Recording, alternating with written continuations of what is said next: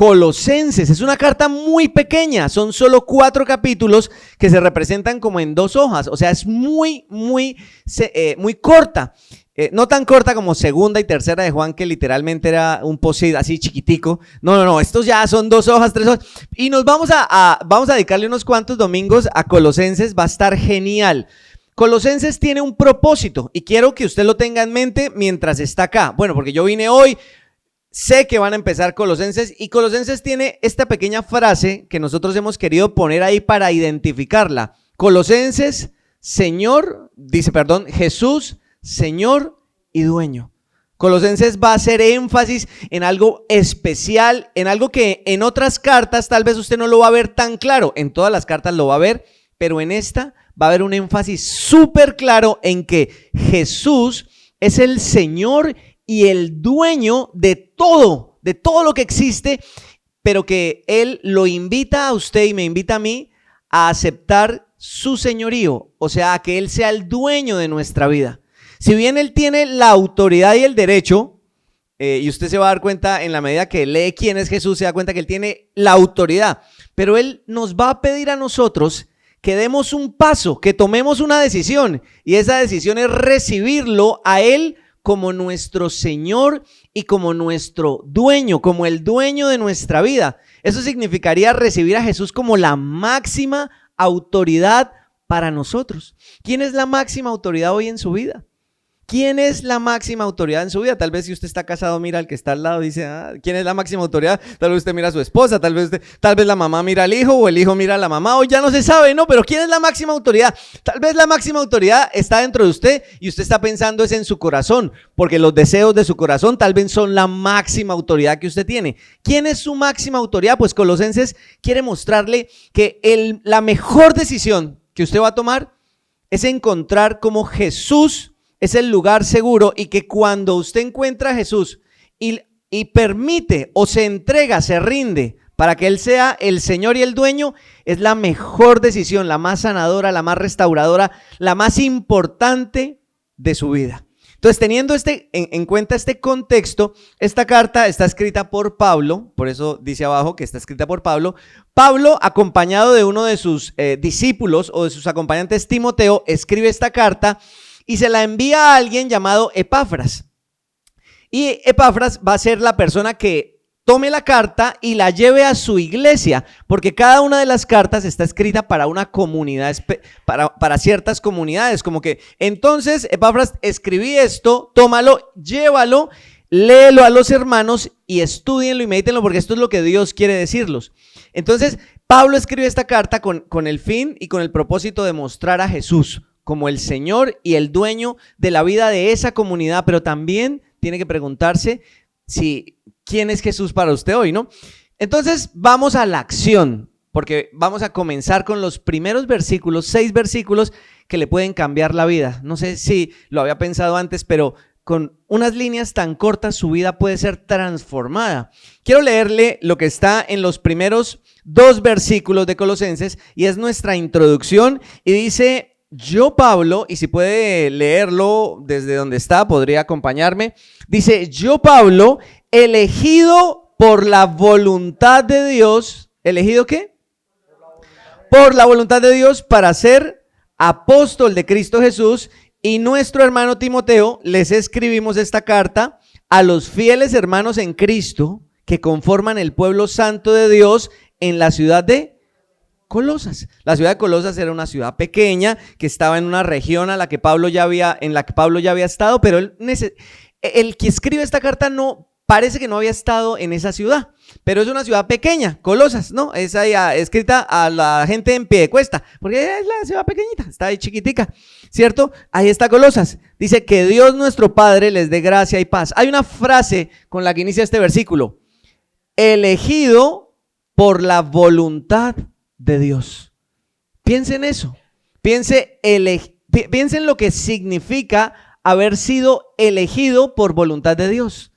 Y de entrada ya nos está diciendo que Dios, en su pensamiento, en su conocimiento, en su decisión, había elegido algo para Pablo, pero no solo para Pablo, también para Timoteo y también para la iglesia. Quiero que piense cómo eso puede afectarlo a usted hoy. ¿Cómo lo toca a usted hoy? La voluntad de Dios es su destino, el suyo y el mío. Conocer la voluntad de Dios va a marcar su destino, el destino de su familia, el destino de quién es usted hoy, aquí en esta vida y después de esta vida. Así que la voluntad de Dios es muy grande porque nos permite cambiar nuestro destino. Si usted se siente abrumado por qué viene en el futuro, piense, pues yo quiero conocer la voluntad de Dios para estar tranquilo en cuál es mi destino. Hay un título que queremos que tenga en mente mientras hoy estudiamos estos pasajes acerca de la voluntad de Dios, y dice que Jesús, y aquí se introduce esta idea que me parece muy, muy práctica: Jesús es el tesoro que transforma tu vida.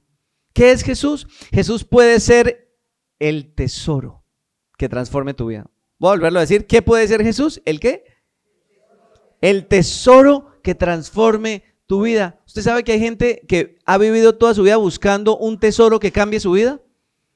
Tenía un amigo que me contaba cómo su papá, este amigo es mexicano, mientras estuve viviendo una temporada allá, él me decía que el papá de él había pasado toda la vida, buscando tesoros. Yo decía, ¿cómo? Eso suena como de película, pero es real. Resulta que hay ciertas regiones en México, y de la región que le hablo es Tamaulipas, donde las personas viven con la idea de encontrarse un tesoro. ¿Y por qué un tesoro? Pues porque Tamaulipas es puerto y por ahí pasaron, se supone, cuando hubo el desembarco de los españoles, pasaron muchos españoles y enterraban sus tesoros. Pero aparte de eso, durante la Revolución Mexicana, muchos de los bandidos o guerrilleros o lo que había por ahí también enterraban las cosas, el dinero que tenían, para que no lo descubrieran. Entonces mucha gente en esa región vive con la idea de encontrar un tesoro que les cambie la vida. Yo le decía, ¿y cómo hace su papá? No, pues él se la pasa investigando por acá, alquila maquinaria, y en donde él piensa, él va y busca y empieza a excavar. ¿Y ha encontrado algo? No ha encontrado nada. Toda su vida buscando un tesoro oculto que le cambie la vida. Y pensaba que eso no es tan lejano a nuestra realidad, porque yo creo que tal vez la mayoría de nosotros podría vivir como vive el papá de mi amigo, buscando un tesoro que le cambie la vida. ¿Y sabe cuál es el problema de buscar un tesoro que nos cambie la vida? No tener claro qué es un tesoro, no tener claro qué es lo más valioso que podríamos encontrar, y no saber si el tesoro que estamos buscando está cerca o está lejos. Porque cuando usted no sabe cómo es un tesoro, no sabe en dónde buscar, ni siquiera sabría si lo tiene al frente. Encontré esta frase que me recuerda esto del tesoro. Por ejemplo, hablando de la salud. Y quise anotar como la frase, dice que la salud es el tesoro o la corona que luce la gente sana y que solo los enfermos pueden ver. Dice, otra vez, la salud es el tesoro o la corona que luce la gente sana y que solo los enfermos pueden ver. ¿Sabe que hay tesoros que han estado frente a nosotros toda la vida y no lo hemos visto hasta que ya lo perdimos? ¿Cómo sabríamos que el mayor tesoro para nuestra vida está cerca? ¿Cómo sabríamos si Jesús es el tesoro que nosotros necesitamos si todavía no comprendemos quién es Él? La carta de Colosenses quiere mostrarle quién es Jesús para que usted diga, ese es el tesoro que yo necesito para dejar de estar buscando un tesoro que me cambie la vida. Este es el tesoro que viene a mi encuentro. Mire esta frase con la que quiero que tal vez me acompañe o termine de cerrar esta idea. Dice, Jesús es el mayor tesoro revelado en el Evangelio. Si usted se pregunta, ¿qué es lo más valioso que Dios me puede dar? Entonces mucha gente va cada domingo a la iglesia buscando ese tesoro que les cambie la vida, quieren sacarlo, no sé, como sacárselo a Dios, como que el mayor tesoro es ese puesto, es que esa situación cambie, es ese milagrito que Dios me va a hacer. Y cada domingo o cada día de su vida están buscando sacarle a Dios ese tesoro. Pero el mayor tesoro que la Biblia nos muestra es revelado en el Evangelio y es Jesús. Jesús es el mayor tesoro revelado en el Evangelio. Al rendirle nuestra vida, el señorío de Jesús produce un fruto que cambia cada área de nosotros.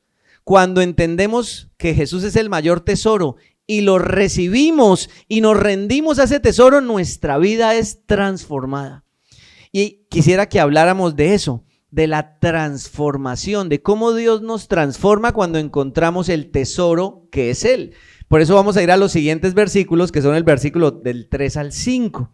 Y entonces Fer los puede leer. Los versículos dicen lo siguiente: siempre oramos por ustedes. Esto es lo de Colosenses que tenemos ahí en la carta. Dice: siempre oramos por ustedes y le damos gracias a Dios, el Padre de nuestro Señor Jesucristo.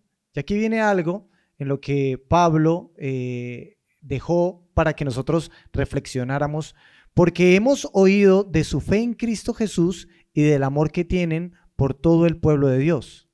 Ambas cosas, o sea, el amor y esta fe, ambas cosas provienen de la firme esperanza puesta en lo que Dios les ha reservado en el cielo. Ustedes han tenido esa esperanza desde la primera vez que escucharon la verdad de la buena noticia. Nos contó, y el versículo 8, que hace referencia a esto que ellos están experimentando, esta transformación, nos contó del amor por los demás que el Espíritu Santo les ha dado. Una transformación que está viniendo a las vidas y refleja que estas personas encontraron el tesoro. O sea, podemos darnos cuenta que estas personas realmente están encontrando el tesoro por esta transformación real que viene a sus vidas. No es una transformación superficial como, esas personas se están esforzando en ser mejores personas, sino es esa transformación que usted ve e impacta cuando usted dice, esta persona es diferente porque ahora refleja el verdadero amor.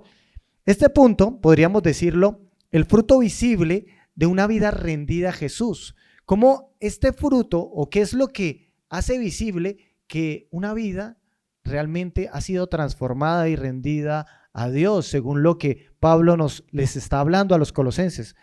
Este identifica, nos puede ayudar en esto. El fruto de un corazón transformado se ve en dos cosas. ¿Quieres saber cuál es el fruto de ese corazón transformado en esta parte de la escritura de Colosenses? Bueno, se ven dos cosas. Una fe genuina que ve en Jesús su lugar seguro y en la iglesia su familia. ¿Por qué esta transformación debería ser tan deseable? ¿Por qué es tan deseable esto? Bueno, para nadie es un secreto que este mundo está lleno de corrupción. Cada vez que vemos en el televisor, noticias, en redes sociales, donde quiera que vemos a nuestro alrededor, en nuestras familias, vemos corrupción. Y lo poco que vemos, o lo que casi no se ve, es un amor sincero. Esta clase de amor que realmente es un amor de entrega sacrificial, un amor verdadero que busca ayudar y transformar. Esta es la transformación que ocurre en las personas que encuentran el tesoro, porque son transformadas y empiezan a amar a las otras personas de manera sincera.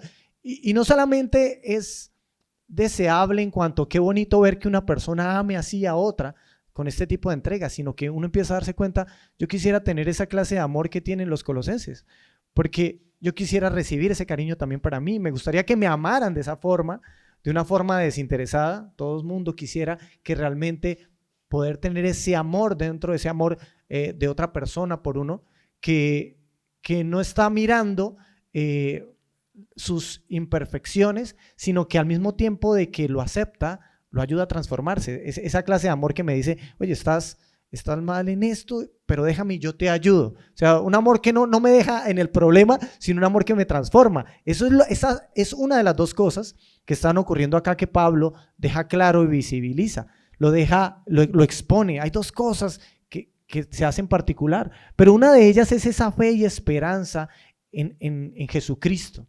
¿Y por qué es tan útil? O sea, ¿por qué debería ser útil para nosotros?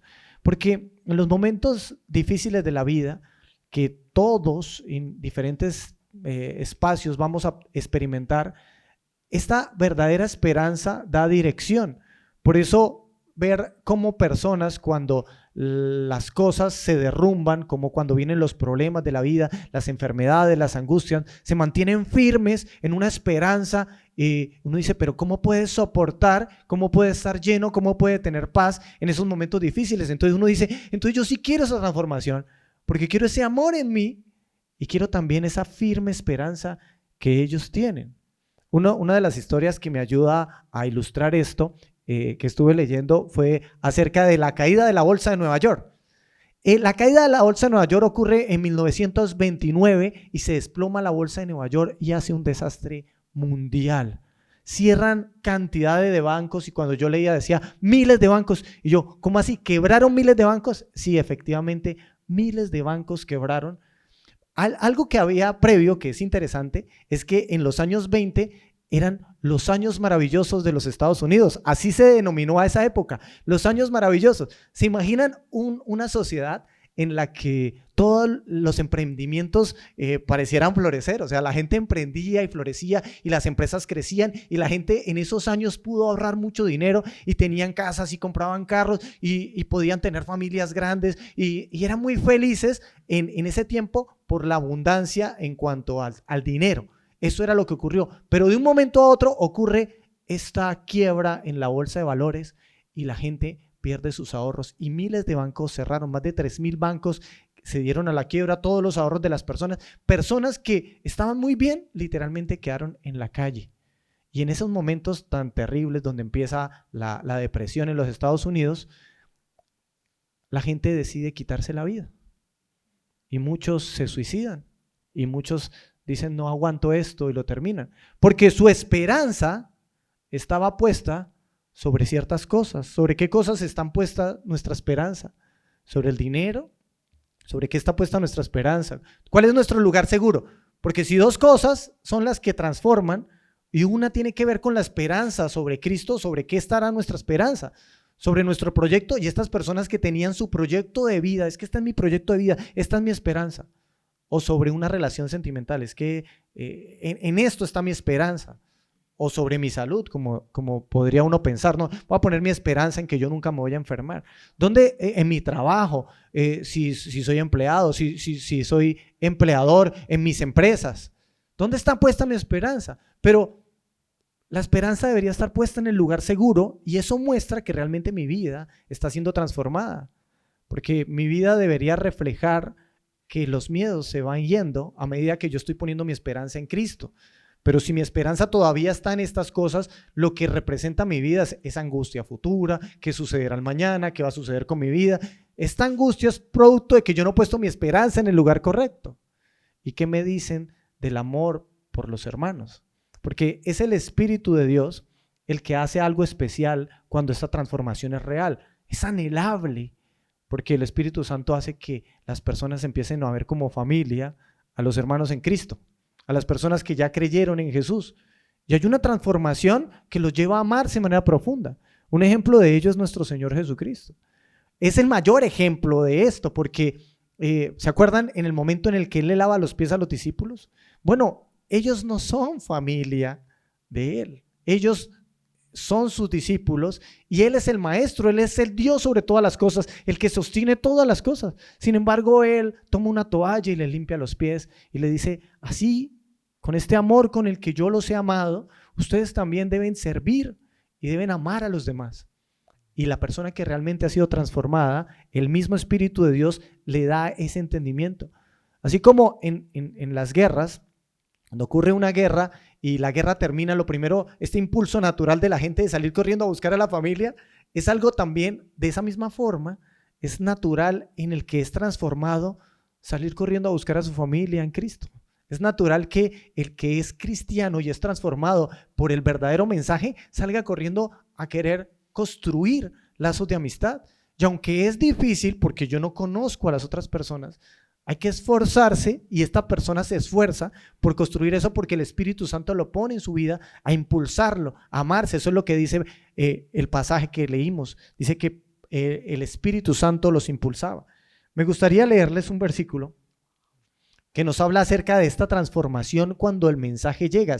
Esto hace parte de la parábola del sembrador, donde la semilla representa la palabra de Dios que llega en el corazón y que realmente si esta semilla llega al corazón correcto, hoy puedes hacer que tu corazón sea ese corazón correcto. Si llega, será realmente transformado y dará mucho fruto. Yo quiero ese fruto y yo espero que todos nosotros digamos, uy, sí, ¿verdad? Es anhelable ese fruto de la esperanza correcta y del amor verdadero. Finalmente, las semillas que cayeron en la buena tierra representan a los que oyen el mensaje y lo entienden.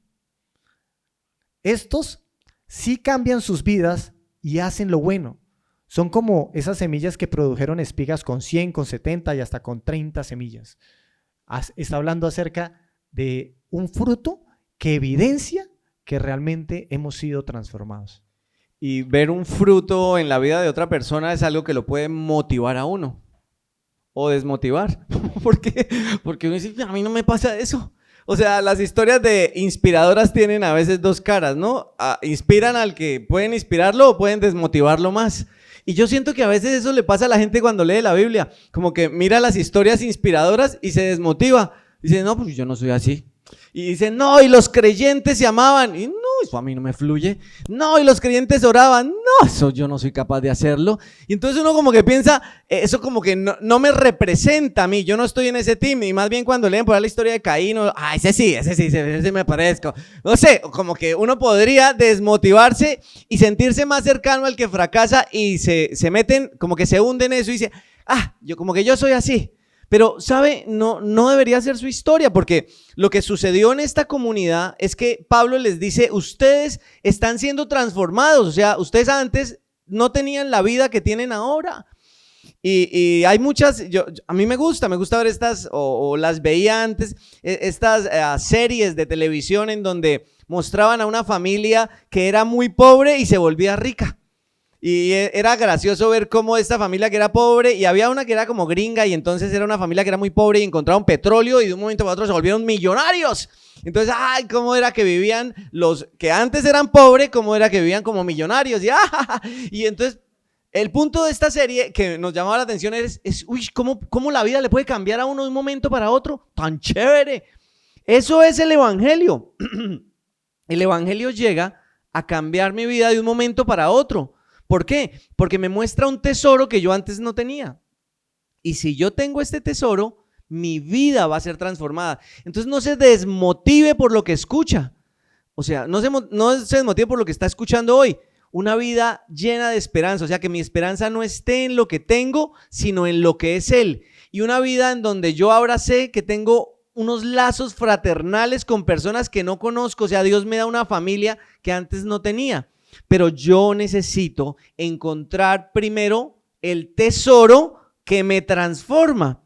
Entonces, lo siguiente que Pablo dice es que ellos tenían fe o esperanza y amor. ¿Por qué? Porque encontraron el tesoro. Pero luego me va a decir en dónde está ese tesoro, cuál es ese tesoro y cómo tener ese tesoro. Y el versículo que viene a continuación es el versículo 5. Y estamos leyendo el 3, 4, ahora volvimos al 5 y dice: ambas cosas, la esperanza y el amor, provienen ¿de dónde? De la firme esperanza puesta en lo que Dios les ha reservado en el cielo. ¿Será que usted entiende que Dios quiere darle un tesoro que está en el cielo? O sea, hay algo reservado para usted, estando acá, pero también está reservado para usted y dice que está en el cielo. Ustedes han tenido esta esperanza desde la primera vez que escucharon la verdad de la buena noticia. Esa misma buena noticia que llegó a ustedes, dice, me gusta esto, ahora corre por todo el mundo. No es una noticia para algunos. No es que nos vamos a encerrar y nosotros somos los que nos beneficiamos de esto y el resto del mundo. No, dice que esta buena noticia que explica que hay un tesoro que Dios quiere darle al mundo, debe correr por todas partes. Dice, y esa buena noticia da fruto en todas partes mediante el cambio de vida que produce. Lo normal en la vida cristiana es que si yo encuentro el tesoro, haya un cambio de vida que se produce dentro de mí.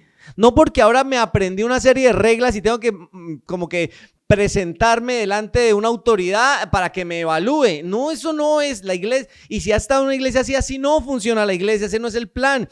El plan es que usted encuentra el tesoro y dentro suyo ese tesoro hace un cambio que cambia su vida desde adentro. Dice, así como les cambió la vida a ustedes desde el día que oyeron y entendieron por primera vez que la maravillosa gracia de Dios. Y aquí hay dos cosas que usted debe entender. y es cuál es el tesoro y cómo recibo ese tesoro. Piensen esto, el mensaje, y es algo que puede mirar usted en pantalla, dice, el mensaje que transforma es Jesús como Señor.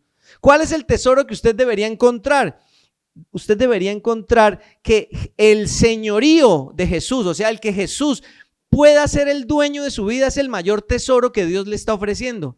Pero ya no lo es, pues pregúntese, si su vida ya tuvo un cambio, si usted ya produce el fruto de la esperanza y el amor, ya lo encontró. Pero si su vida todavía está sumergida en la esperanza puesta en algo que es momentáneo, si la amargura, la ira, el rencor, si el pecado todavía está gobernando como un tirano su vida, pues todavía no ha entendido que Jesús es el Señor, porque hay alguien más que manda. Y aquí el que manda, no es, y Jesús dice, nadie puede servirle a dos señores, debe tener solo uno. Entonces usted tiene que mirar cuál es el Señor de su vida hoy, quién es su autoridad hoy, y debe entender que Dios le va a proporcionar la gracia y la forma de rendirse a Jesús como Señor. Uy, yo quisiera cambiar mi vida, pues necesita recibir el tesoro, o sea, necesita rendirse a Jesús como el Señor. Mire, lo diría, le identifica, dice, la gracia de Dios, es la gracia de Dios nos revela que en Jesús está el tesoro más grande e inigualable de la vida. Usted sabe que cada vez que evalúa su vida, cada vez que usted piensa en usted o que evalúa la vida de otros, usted va a describir su vida de acuerdo a los tesoros que usted posea. O sea, usted va a evaluar si su vida tuvo sentido dependiendo de los tesoros que logró encontrar. Cuando usted se encuentra con sus amigos, ¿qué es lo que usualmente intenta ver? ¿Qué tesoros tienen ellos? O sea, ¿qué es lo más valioso en su vida? Es lo que usted quiere sacar a relucir.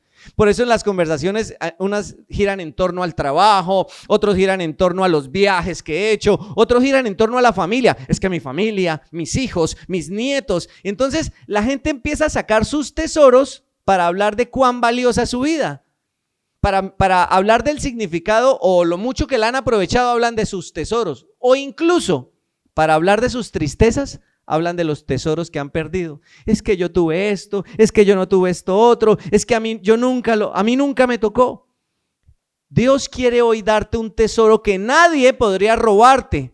Un tesoro que no depende de lo que tú hayas construido, un tesoro que no depende de lo que los demás piensen de ti, un tesoro que está reservado para ti en el cielo, pero que también se hizo hombre y caminó entre nosotros. Un tesoro que si tú lo descubres hoy va a cambiar tu vida, porque nunca más vas a sentir que eres pobre, porque ya tienes ese tesoro que es Él, y ya no vas a evaluar tu vida por lo que tú has hecho, sino vas a evaluar tu vida por lo que Él es, y eso cambia la fórmula para todo lo que vivimos.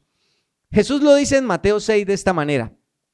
En Mateo 6 Él dice, no guardes tesoros o no guarden tesoros para ustedes aquí en la tierra, donde la polilla y el óxido, ¿qué?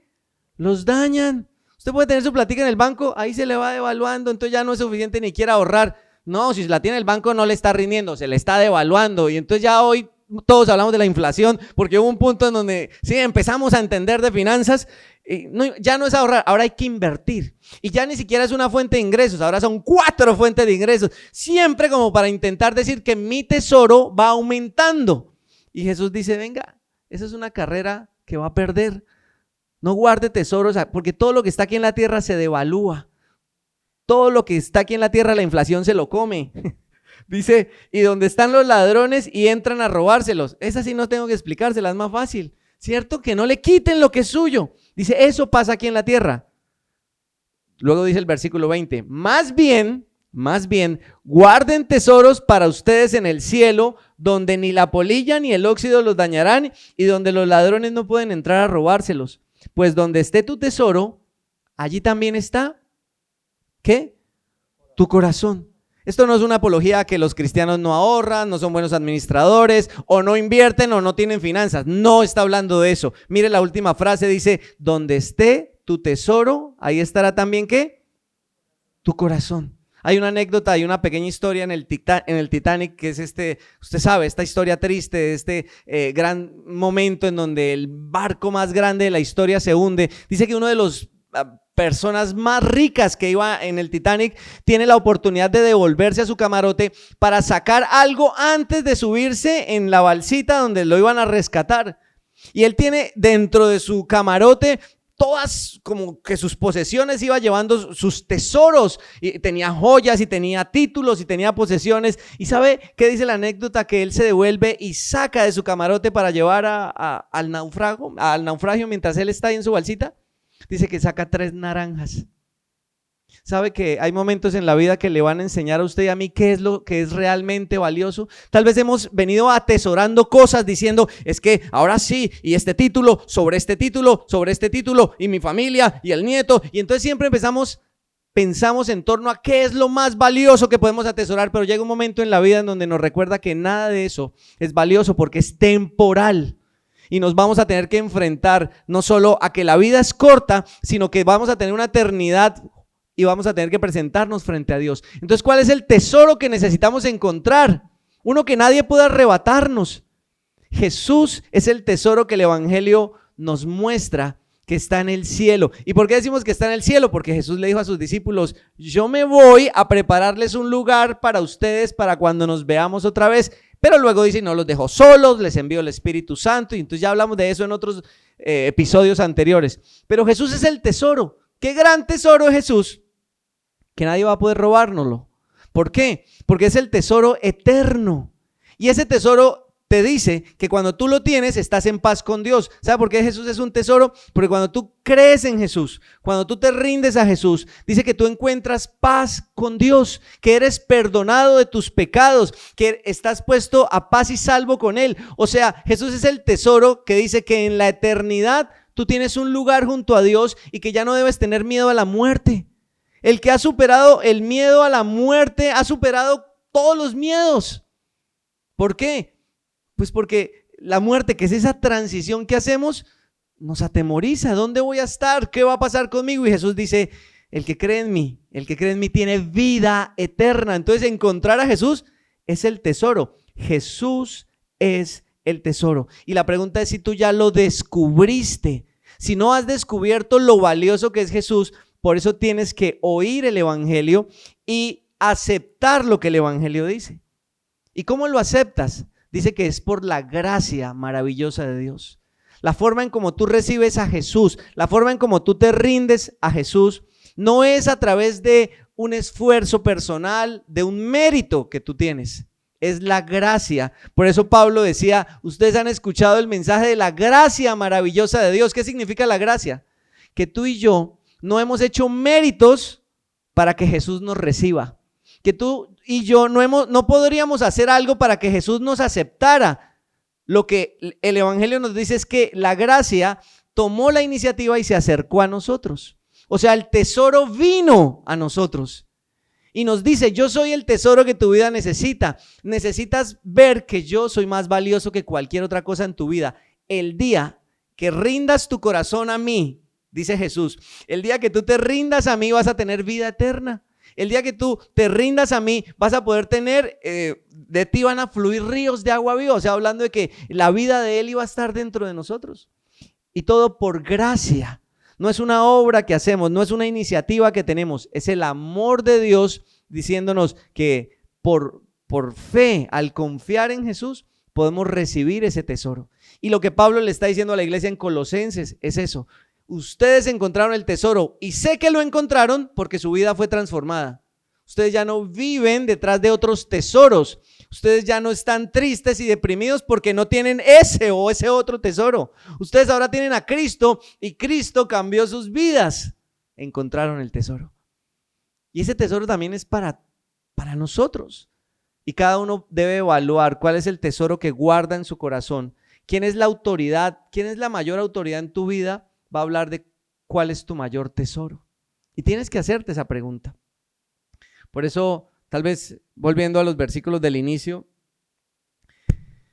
La Biblia nos hace este llamado. Yo, Pablo, elegido por voluntad de Dios para ser apóstol de Jesús, y nuestro hermano Timoteo, les escribimos esta carta a los fieles hermanos en Cristo que conforman el pueblo santo de Dios en la ciudad de Colosas. Que Dios nuestro Padre les dé gracia y paz.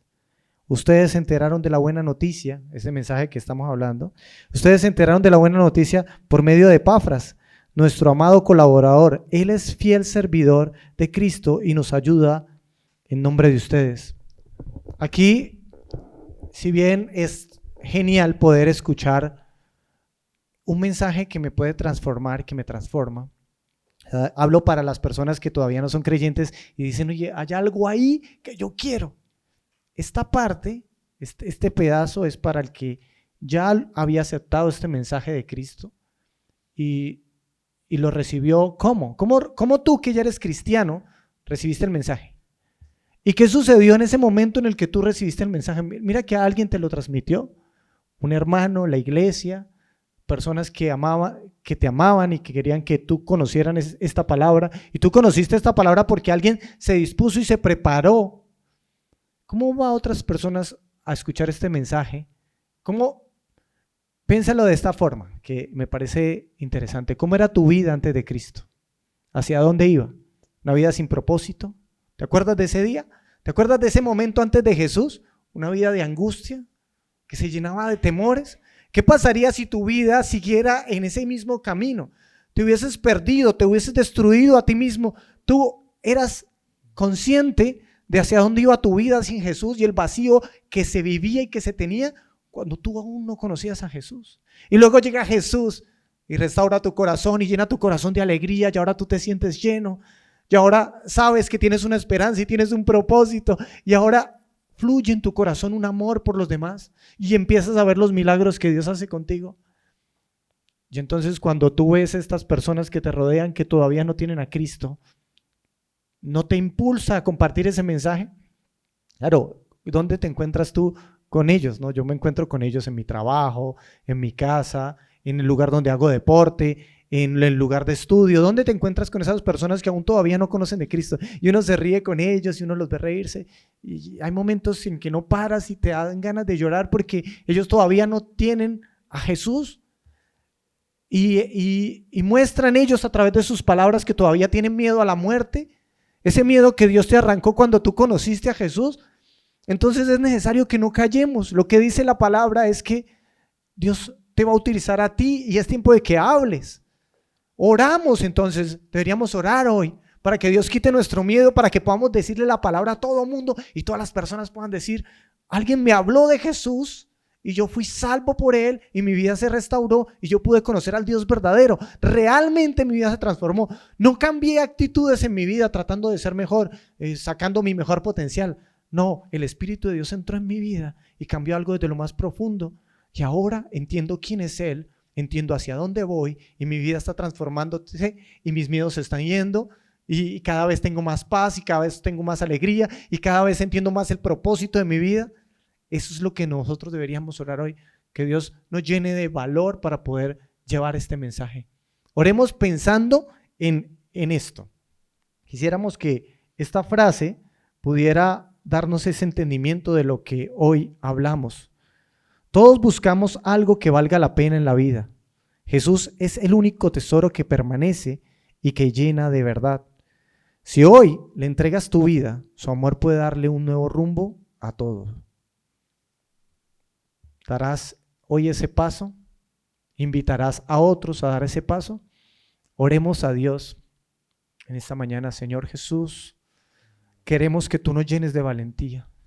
A nosotros los que hemos experimentado tu palabra para poder llevar ese mensaje. Nosotros oramos por las personas de esta congregación, Dios, oramos por todos los que estamos aquí para que tú les des valor y fuerza, para que ellos puedan ir y compartir el mensaje de la verdad y puedan otras personas experimentar eso tan hermoso que nosotros hemos experimentado. Dios, sabemos que no podemos quedarnos callados cuando vemos ese dolor y ese sufrimiento en el corazón de los demás, así que danos las palabras correctas. Muéstranos en tu palabra cuáles palabras debemos decirle. Muéstranos cuál es esa palabra de tu palabra, de la Biblia, que ellos necesitan comprender. Enséñanos a mostrar todas esas virtudes que tú tienes, con las que tú has sanado nuestro corazón y nos has restaurado.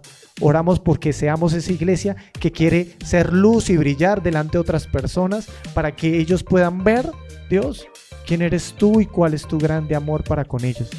Te damos gracias, Señor Jesús. Amén y amén.